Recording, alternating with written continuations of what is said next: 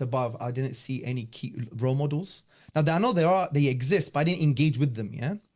And basically what happened is just irrespective of if you agree with Shaykh Haytham's theology or not, or his politics or whatever, is irrelevant here. Shaykh Haytham is an absolute beast. Hafidhullah. May Allah preserve. I'm telling you, he is the standard we should be following. And I've seen it. I've traveled with the biggest people.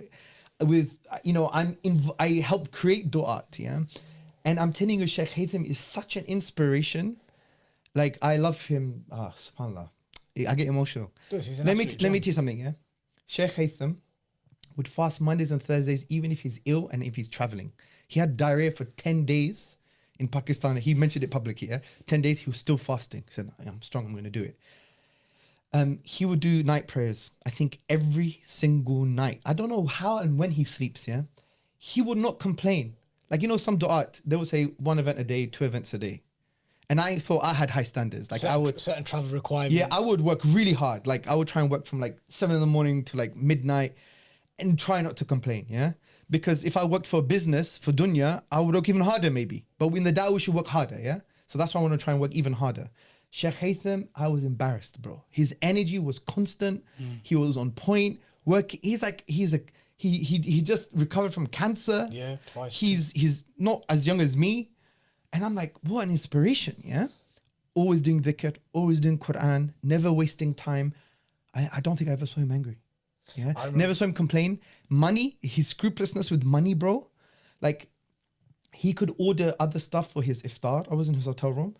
And he wanted an omelette, bless him, yeah? And he would say things like, and they said it was extra charge. He wouldn't take it.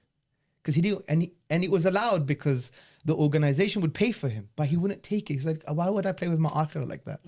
Wallahi, things like this, pay for his own taxi, sleep in a masjid, doesn't care where he sleeps, he'll share rooms with people. Like, this is something else, man. And where Salman, on the other hand, was... No, Dr. Salman is, mashallah, one thing that Shaykh Haytham has done, and Sapiens collaborating with Sabil, bro, the brothers in Sabil, their tarbiyah, like egoless, bro. I'm like, it's like I've seen a new realm of the dawah that is like... How come? I'm not hating on other people, by the way, yeah? I'm just trying to say... Sabil's been around for time, so how come you've just become exposed to their tarbiyah type of manifestation now?